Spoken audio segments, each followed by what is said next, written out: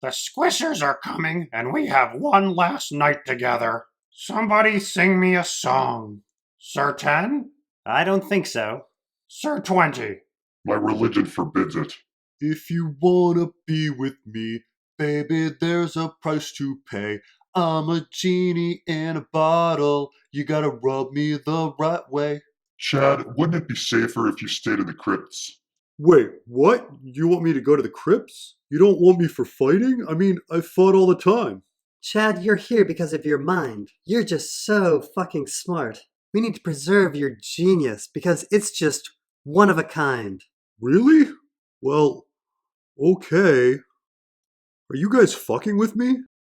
And our episode begins with Jaime's trial and Emilia Clarke telling us that for years her brother would tell her stories about how they would get revenge on the man who killed their father. And, oh, why hello, Shade of the Lamp. That sure was fast. Hello, everyone. I just wanted to mention that Dany brings up her desire to kill Jaime for the murder of her father, and now that that's been brought up, we never have to deal with the issue ever again. Yeah, this major plot point seems to get lost in the shuffle. We oddly get no discussion of the Mad King's wildfire and Jaime's actual motivation for killing him. Instead, the discussion simply switches to how Cersei isn't sending troops and how Sandra doesn't like Jaime for attacking her father in the streets of King's Landing. Jaime's more important crime is actually the murder of Jorah Cassel and all of Ned's guards, but I guess Sandra has forgotten about any of them. Jaime then tries to justify his actions by saying they were at war. But no, Jaime, you weren't. When Ned and Jaime fought, the Starks and the Lannisters were definitely not at war yet. Jaime attacked Ned as retribution for Cat kidnapping Tyrion. In fact, this scene after the attack proves it. If we don't act, there will be a war. And somehow, the completely unnecessary murder of Jorah Cassel is something that the Bran 9000 thinks Jaime did for love. You know, I once tried to give a dead Jorah Cassel to my wife one year for our anniversary. It did not go over well. Anyway, Brienne then vouches for Jaime by saying he protected her from rapers, and that he sent Brienne to protect Sandra in order to keep his oath with Cat. Right, except Jaime also did nothing to protect Sandra when the two of them were in King's Landing together, and as a result of his inaction, she was whisked away by Littlefinger and handed over to Ramsay. Not to mention him breaking his oath when he took up arms against the Tullys, which resulted in the death of the Blackfish, but somehow Jaime is some oath keeper. Of course, I was fully expecting Emilia Clarke to bring up the fact that Jaime was a Kingsguard who broke his oath to protect her father, but this was never brought up. Yeah, there's just a shit ton of forgetfulness and revisionist history in this scene.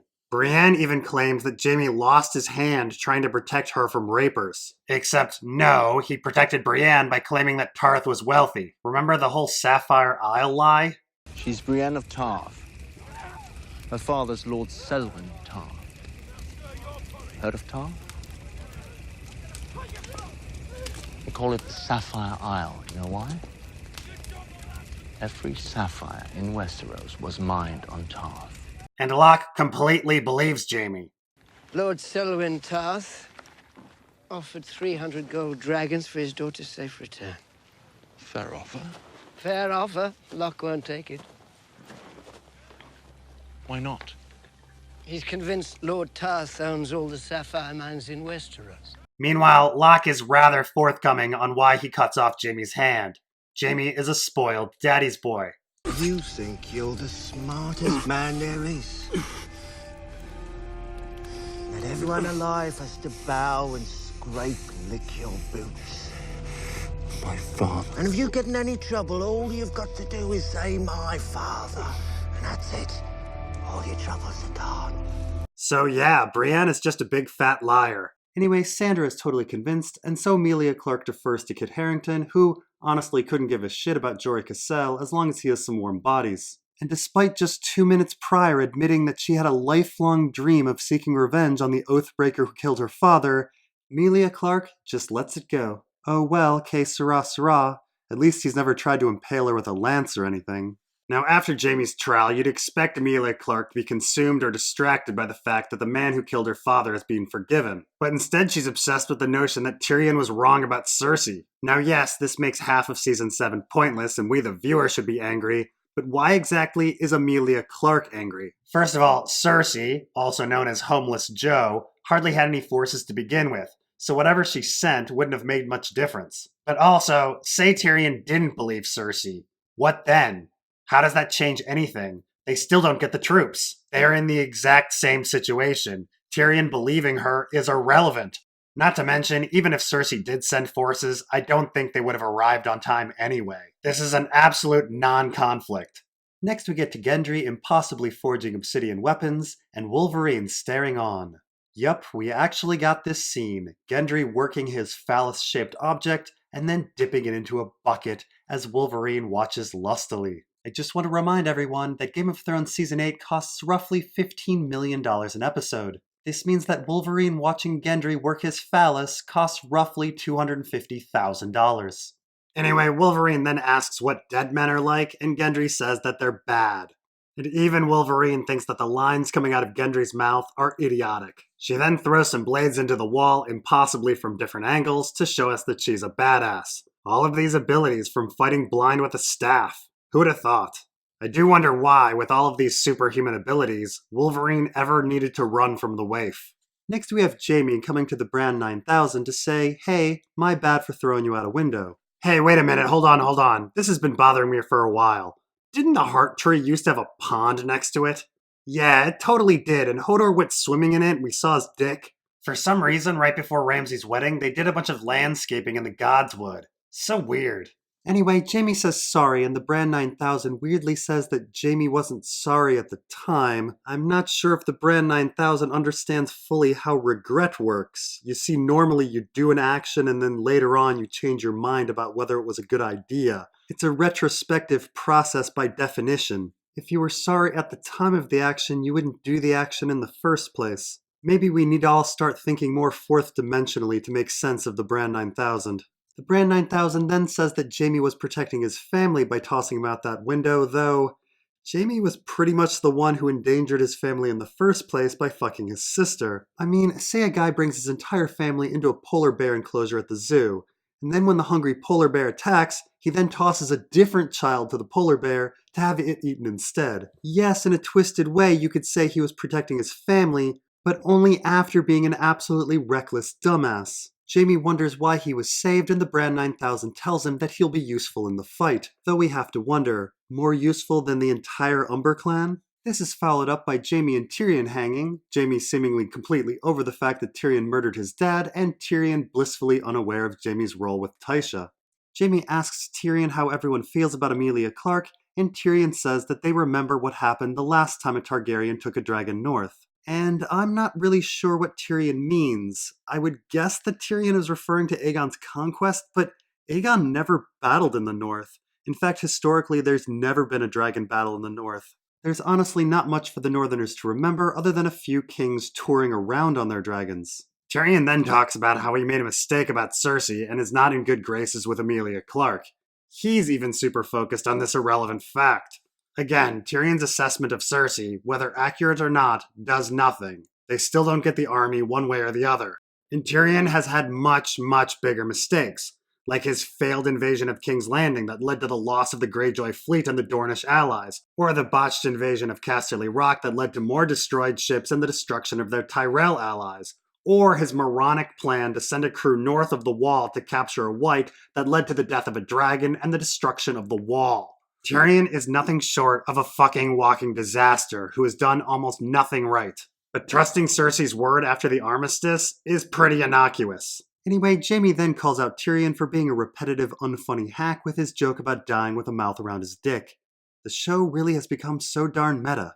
Jaime then goes down to get into a quick lover's spat with Brienne before asking to be under Brienne's command. Does Brienne have terminal bone cancer or something? Because this seems awfully like a Make-A-Wish Foundation visit.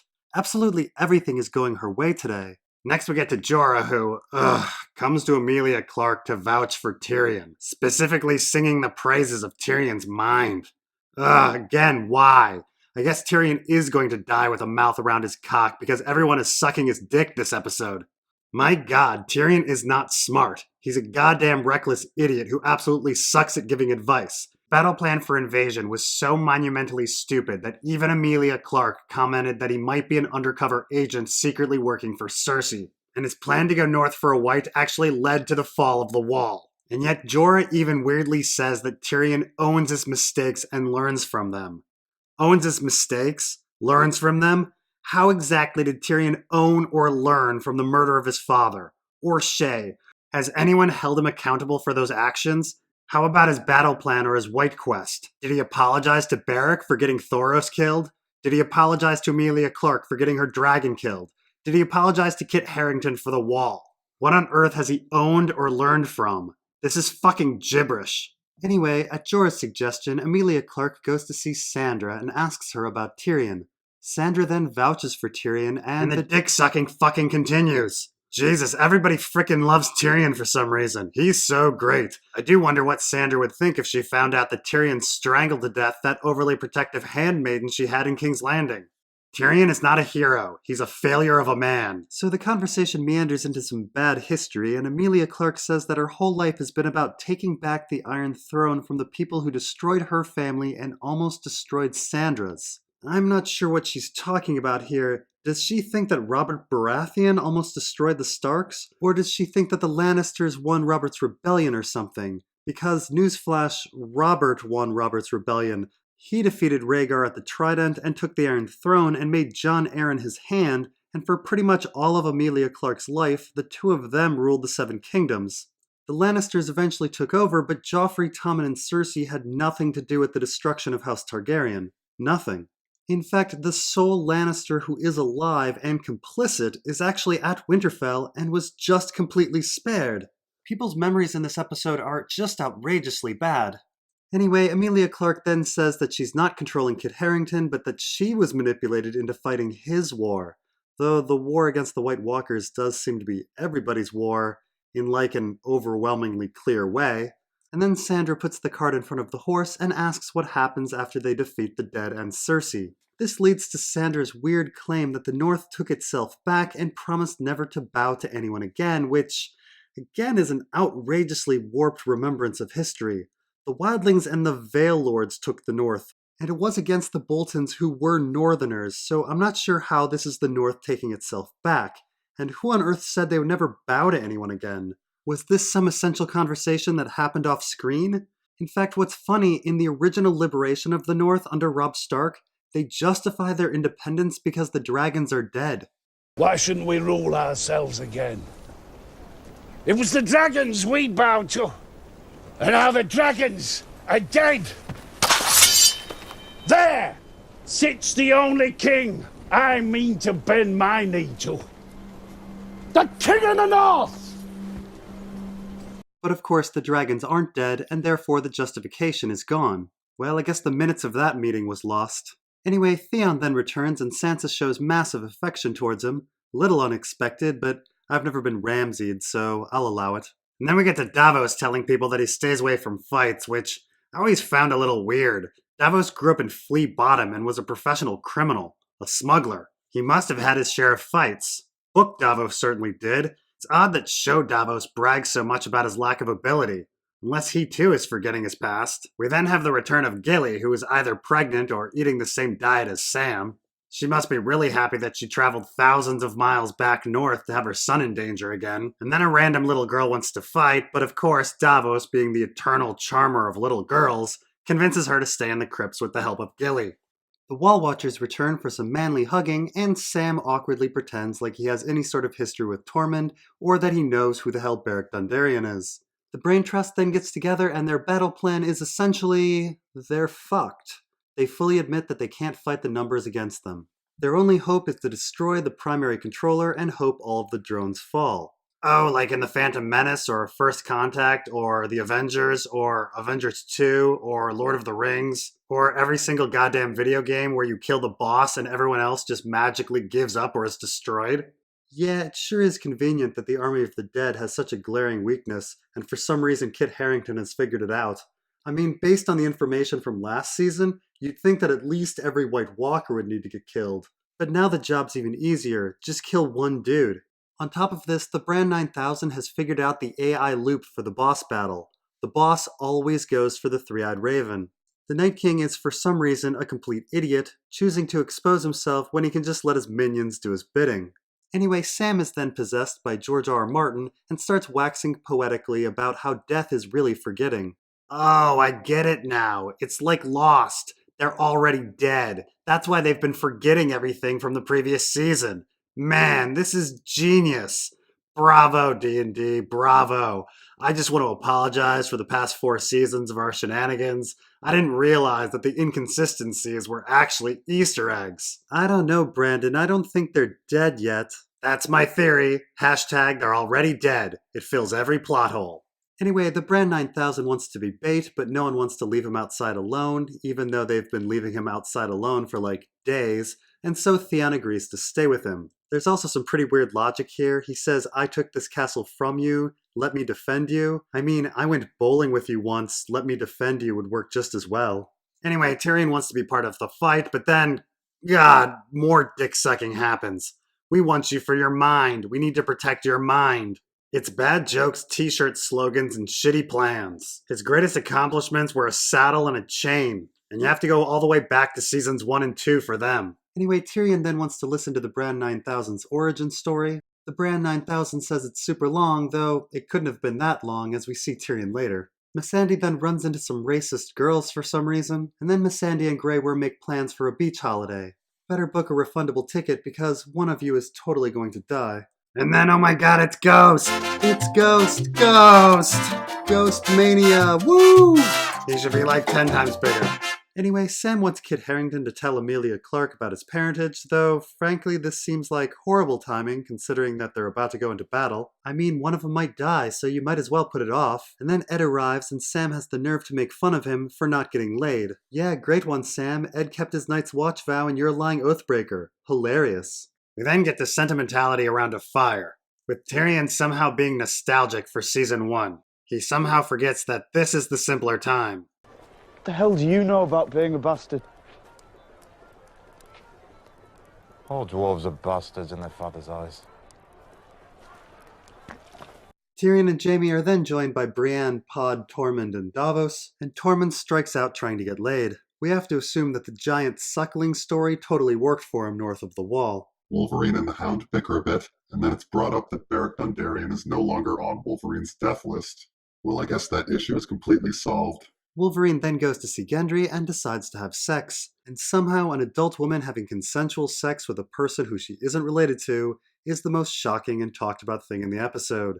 And no, it's not like watching your little sister have sex. That is, unless your little sister chopped up people and baked them into pies. Meanwhile, back at the fire of sentimentality, Tyrion then oddly says that almost everyone with him has fought the Starks, but now they're fighting to defend Winterfell.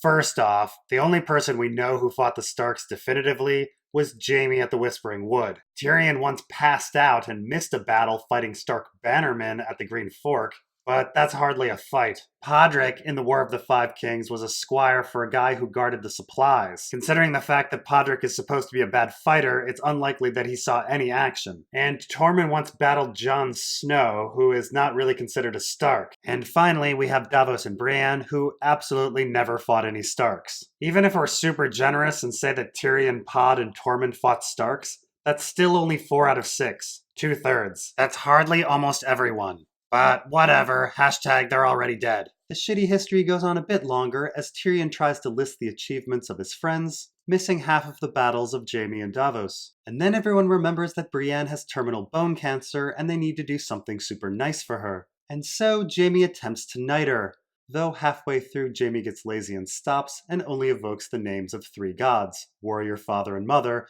completely forgetting the crone, maiden, and smith. Brienne, delirious from the pain medication, doesn't seem to notice, though. Well, I guess half a night is better than nothing. Next we see Jorah get in a fight with his cousin, and then Sam decides to give his Valyrian steel sword to his only other friend, Jorah. Wait, isn't Sam also friends with Ed? Oh, right. No, Sam should have totally given his sword to Ed. Yeah, Sam's justification here is rather odd. He claims that Jeor Mormont was like a father to him, but if that's the case, it happened off-screen. They only have 2 interactions in the show. In the first, Mormont screams at Sam for not sending the ravens, and in the second, he screams at Sam to keep marching. So I guess he was like a father to Sam in that he was like Randall Tarley. Podrick then decides to sing Jenny's song, and we're left to wonder how Wolverine has grown to adulthood, while Gilly's child is still a toddler. And finally, we get to Kit Harington waiting for Emilia Clarke in the crypts. Hey, remember when the crypts were an out-of-the-way spot to hide out in? I seem to remember Bran evading Theon there in Season 2. Now they're the go-to place when you want to find someone you're looking for. Anyway, Emilia Clarke then asks about Lyanna Stark and Rhaegar, not understanding their history. Rhaegar was kind and yet he raped Lyanna, she claims. And of course, my brain exploded. Emilia Clarke is supposed to know all of her history from her brother Viserys. In fact, these brotherly stories were talked about in this very episode. Why on earth would Viserys tell the usurper's side of the story and bash his brother by calling him a rapist? Why? It's idiotic and it's the most un-Viserys thing to do. Viserys' entire character was about living in a created fantasy of the past because that's all he had, a fantasy. And yet for some reason Show Viserys, while repairing the character of his father, seems to have told Emilia Clarke that his brother was a rapist. Why would he do this? Of course, in the book, Viserys does just the opposite. He tells Dany that Rhaegar died for the woman he loved. It's actually the very first line written about Rhaegar in the first book. It sets up the entire dual identity of Rhaegar, the whole two sides to the story, two sides to the war. Kit Harington shouldn't be telling Emilia Clarke that Rhaegar loved Lyanna because she should have already known this. Whatever, Kit Harington then reveals that he is Rhaegar and Lyanna's son, and Emilia Clarke immediately thinks of succession and claims, which is just such a ridiculous non-conflict. This is like a couple arguing about who owns the bed they both sleep in. As long as you're a couple, it doesn't matter one way or the other. I just wish the White Walkers could make me forget all of this. Oh, there you are. Who's that? It's Quaithe, the Shadowbinder from Ashai. Oh, right, of course. Yeah, I'm really having a tough time understanding everything. The show is supposed to be ending the same way as the books. George R.R. Martin has said as much. And yet there's the elimination of storylines that seem really essential. The Dornish, Jon Connington, Quaithe. I mean, without Quaithe, for example, how can the show ever explain the birth of dragons, or why Dany survives the fire, or why the House of the Undying visions? It's all just so hard to reconcile. How can the show ending be anything like the book ending? I don't know. Also, I used to be a woman. Wait, what?